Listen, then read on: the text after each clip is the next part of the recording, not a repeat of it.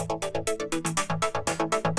are lovely, wonderful, brilliant. I'm going to start on the left and introduce you to Jamal Knox, How you doing? who is not only a brilliant scientist, but is a musician. He is going to be playing in South by Southwest. So not only does he know the science as a content area, but he knows the science of music.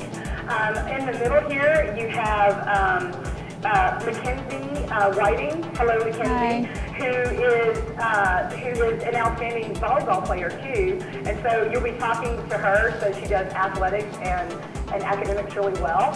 And then finally, we have Lauren Shastesa. And hello, Lauren, and she's also a rock star in robotics.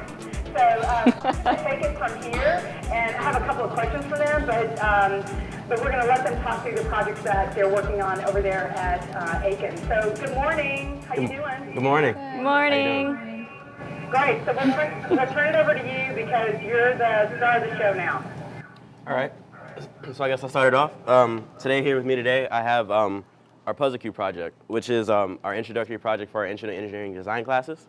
And basically what this encompasses is the design process, the PLCW design process, which includes brainstorming, researching the problem, and prototyping as far as getting things out, as far as manufacturing. And how we started this project is we sketched first in our engineering notebooks. And then from there, using 3D AutoCAD software, we made blueprints of our model cube designed to be solved by 5 to 10-year-olds. From there, we created a prototype using these interlocking cubes, multicolored. Then from there, we made wooden cubes using these little wooden cubes, and we made 2 of these. And we had to decide which one was going to be the most challenging for the 5 to 10-year-old. Then from there, once we finally finalized our design, we used ABS plastic and the 3D modeling software, printer, in order to create this interlocking cube that can be solved by 5 to 10-year-olds. This way, it's actually implementing the design process and actually creating something to be used. That's it.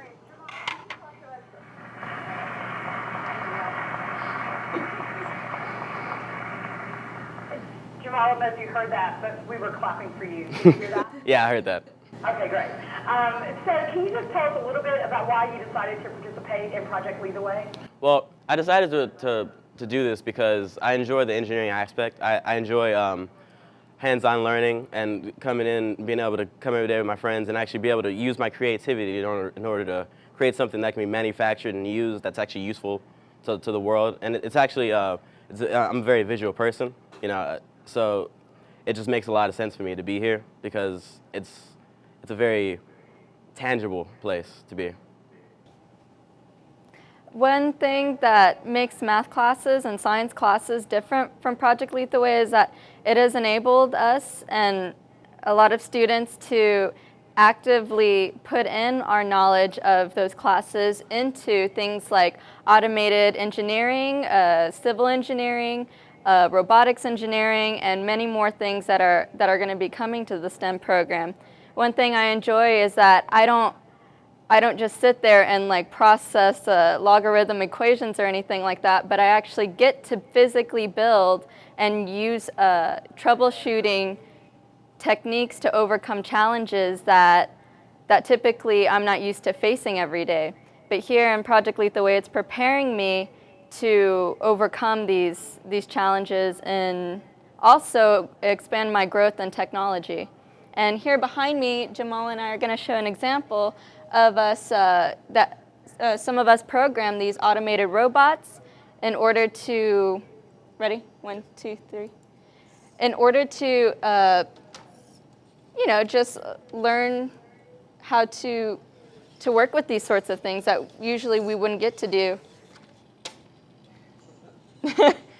But it is really fun.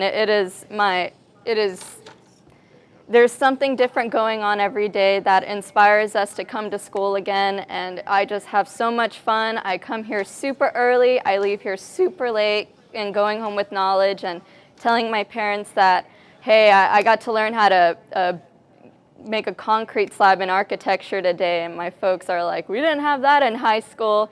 but it really makes me proud in the inside that I get to be a part of something this complex and make it look easy.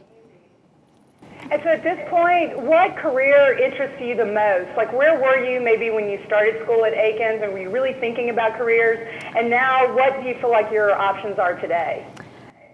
I've also participated in early college courses, and I could say that the sky's the limit for me now that I've taken all of these programs, because I'm actually a step ahead. And what I would really hope to major in is to become sort of a planner in civil engineering, someone that organizes the design process in order to complete a task. Okay, so a project that it's not really on hand right now because it was a couple years old. It's called a mousetrap car, and we made it in my Principles of Engineering class. And my teacher, Ms. Pierce, she gave us some constraints, like you had to make the car, I guess, go 12 feet, and you only had a couple CDs for your wheels and styrofoam to make it. And it was literally powered by a mousetrap, so we had to figure out how that would move the wheels and things. And I really liked it because it wasn't necessarily high tech, and we weren't using computers, but it was all hands-on, and we did it all by ourselves. We didn't use a computer to design it, and I really liked that, how we could see it and make it physically with our hands. So yeah, that was the project that I worked on. So talk to us a little bit about how taking the courses in Project Lead the Way has changed your perception, if at all, about engineering.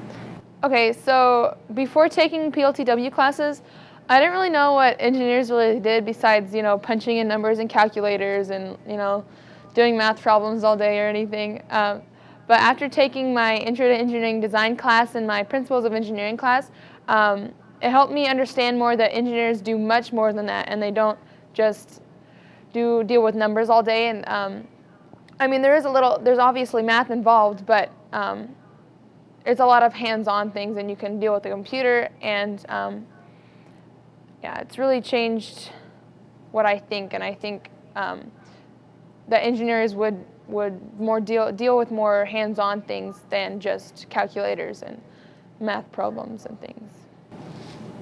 So I know that you're an athletic star with volleyball, Yeah. and you're academically brilliant, and you're beautiful, and you've got the world at your fingertips, right? Yeah. Can you tell us a little bit about what you plan to do when you graduate?